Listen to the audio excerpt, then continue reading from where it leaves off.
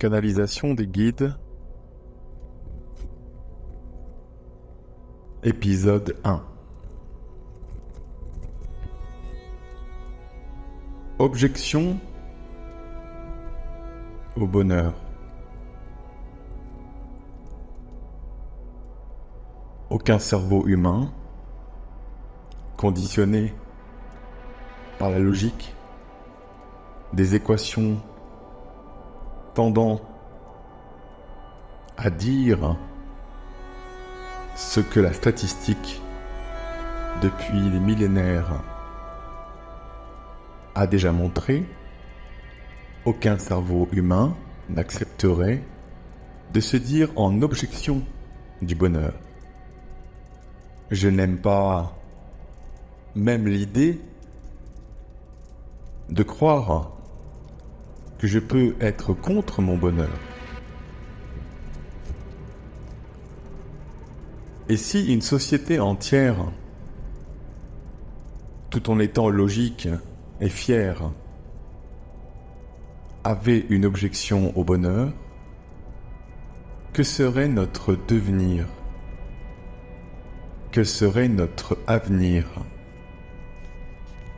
Ou comment pourrions-nous créer l'avenir tout en respectant ce pire de l'objection au bonheur? Chacun, chacune a ses raisons. Je ne vais pas à la piscine parce que j'ai peur de l'eau.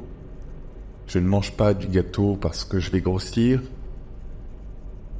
Tout ça représente une équation où la statistique appuie fort et les croyances sont celles des statistiques. Statistiquement, on sait que si on mange beaucoup de gâteaux, on grossit. La statistique servira à l'objection au bonheur. Tout le monde comprendra que je ne veux pas être joyeux, mais que ça a un sens. La destination finale étant la préservation au moins pire. Mieux vaut un petit malheur de gâteau non mangé qu'un gros malheur de kilos récupérés. La logique à cet endroit, la statistique qui derrière providence nous permet toujours d'expliquer notre choix. La statistique, hélas, cache une autre réalité. Nous n'avons pas envie, pour la plupart, du bonheur. Et c'est là où la différence entre les guides et ce qui a probablement pu être dit avant est utile. C'est que nous ne parlons pas du bonheur comme un effet du corps, une sorte de satisfaction qui enverrait les endorphines. Nous parlons d'un effet autre, celui d'une extérieure infusion dont nous ne voudrions plus. Croyez-vous que le bonheur soit dans vous, qu'il soit sur vous, ou qu'il vienne vous prendre quand il a envie? La bonheur attitude est une volonté. S'inspirer, se donner de quoi se réjouir est une volonté. Et s'il y a autre dans le bonheur, il y a ce que crée le bonheur. Nous ne parlons plus là simplement des commodités, de la satisfaction et du sentiment que nous sommes au bon endroit au bon moment. Nous parlons de ce que le bonheur apporte aux gens, de son influence ensuite, de ce sentiment qui perdure et qui perd, peut-être parce qu'il est dur. Là, vous êtes peut-être en train de vous demander pourquoi ce jeu de mots est arrivé. Perdure.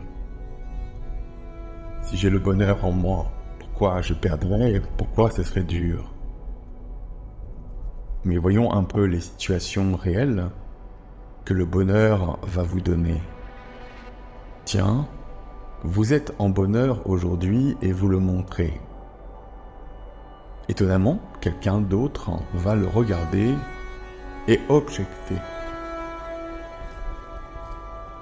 Vous allez dire, il y a toujours ces pisse-vinaigres, ces rabatteurs de joie, ceux qui ne veulent en rien que vous soyez heureux, joyeux ou dans un bonheur épanoui et radieux.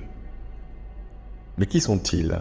Sont-ils les désespérants d'un monde triste, les gardiens de la clé du malheur qui adorent la faire se lustrer tous les jours un peu plus de leur réussite? Qu'est-ce que le bonheur en ce monde aurait de tellement dur, de tellement néfaste qu'il faudrait l'éteindre aussi vite qu'il apparaît? Sommes-nous capables, physiquement, de tenir un bonheur assez longtemps? Faut-il avoir une carnation plutôt noire pour que le bonheur nous soit un valoir? Est-ce que les Blancs ont cette capacité que le bonheur leur tienne dedans? Faut-il des muscles? Faut-il une armature forte, un corps solide, pour que le bonheur s'assoie sans vous dévaster? La question se pose et nous n'avons pas la réponse si nous regardons toujours les effets de la satisfaction. Est-ce que le bonheur nous nuirait? Ou est-ce que le bonheur est si exigeant qu'il imposerait que nous soyons ensuite capables que d'augmenter? Quoi? Notre capacité à écrire le bonheur. C'est un peu comme de dire, si vous recevez l'introduction du livre Bonheur et que vous n'écrivez pas la page suivante, qu'est-ce qu'il se passe? La plupart des gens diront rien, on peut être heureux et puis point. Mais ils confondent la satisfaction avec l'effet d'une autre perception qui va perdurer ensuite. Mettez-vous dans le bonheur, puis sortez dehors et regardez autour de vous, puis regardez en vous. Le bonheur s'assoit-il correctement dans vos viscères? Ou est-ce que la vie a commencé à se servir ou à serrer la vis à votre égard? La vie a-t-elle envie que le bonheur soit son mode d'existence? La plupart des gens qui ont cette capacité de regarder longtemps les choses qui les entourent trouveront que le bonheur est une attitude que la vie trouve parfois lourde. Regardez autour de vous comment les gens réagiront si votre bonheur devient à ce point envahissant qu'il se place autour de vous, voire qu'il appuie sur les autres. « Oh, c'est bon, on a compris que tu étais heureux. » Est-ce que vous croyez juste que c'est parce que la personne qui parle ensuite est malheureuse? Ou est-ce qu'elle-même a maintenant une difficulté? Elle a peut-être l'impression qu'il va falloir continuer. À quoi? À écrire le bonheur. Et qu'est-ce que le bonheur veut en ce monde? C'est là où nous ne sommes pas dans la logique et la spiritualité n'est en rien logique. Elle est tout court. Comment le savoir? Eh bien, il faut l'accueillir, la nommer, la répéter jusqu'à ce qu'elle donne effet. Ce qui signifie ici, à l'instant, que si vous voulez comprendre ce que le bonheur imposera comme écriture, il faudrait peut-être que vous le répétiez souvent pour voir. Comment? Voici la méthode. Répétez tout simplement que l'état bonheur, pas simplement le bonheur, que l'état bonheur est. Faites-le ainsi. Bonheur état. Ou état bonheur, comme ça vous plaira. État bonheur. Bonheur état. Bonheur état. Bonheur état. Au fur et à mesure que vous aurez été bonheur-état, que vous le répétez, bonheur-état, percevez qu'est-ce qui dans votre corps est en train de changer. Bonheur-état. Bonheur-état. Bonheur-état.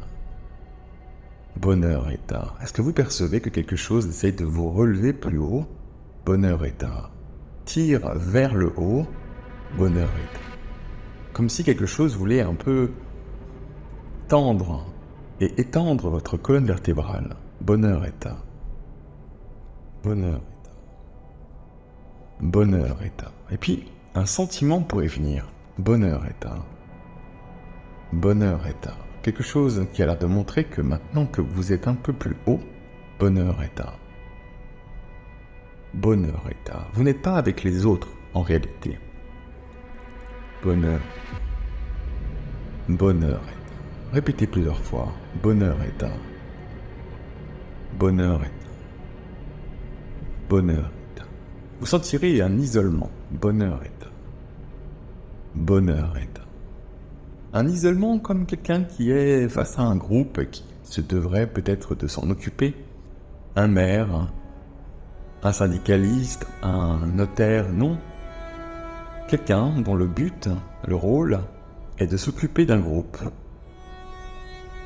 Un directeur, un dirigeant, un organisateur, quelqu'un qui a la charge d'un groupe. Bonheur-état. Bonheur-état. Bonheur-état. Bonheur-état. Vous voyez à cet endroit-là, bonheur-état. Une drôle d'image est apparue. Bonheur-état. L'image d'un chien. Bonheur-état.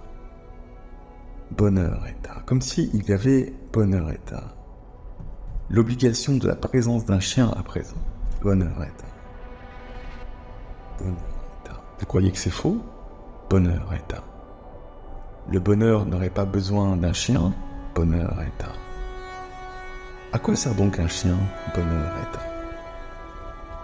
Bonheur. Peut-être regrouper le troupeau? Bonheur-état. Quand je parle d'un chien, je parle peut-être de cette espèce de chien berger dont le rôle est celui de regrouper les gens ou les animaux. Bonheur-état. Bonheur-état. Qu'est-ce que vous en déduisez donc? Bonheur-état. Que le bonheur sert à regrouper les gens ensemble. Bonheur-état. Que le bonheur, dans son état d'être, va vous pousser à regrouper des gens ensemble. Bonheur-état.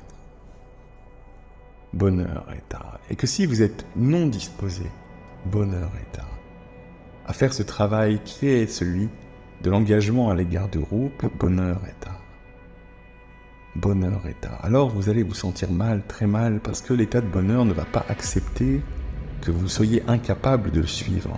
Bonheur-état. Bonheur-état. Aujourd'hui, cette capsule des guides vous montre que le bonheur-état, dans son état d'être, est une obligation d'aller vers le groupe, de constituer un groupe et peut-être de créer ce bonheur pour le groupe. Bonheur-état. Que si vous êtes plutôt centré sur vous, bonheur-état. Alors l'inquiétude viendra. Peut-être même la terreur, qui sait, parce que vous n'obtempérez pas au bonheur. Qui dit que le bonheur est capable d'accepter joyeusement que vous le disiez non clairement? Bonheur-état. Bonne réflexion. Amen à vous.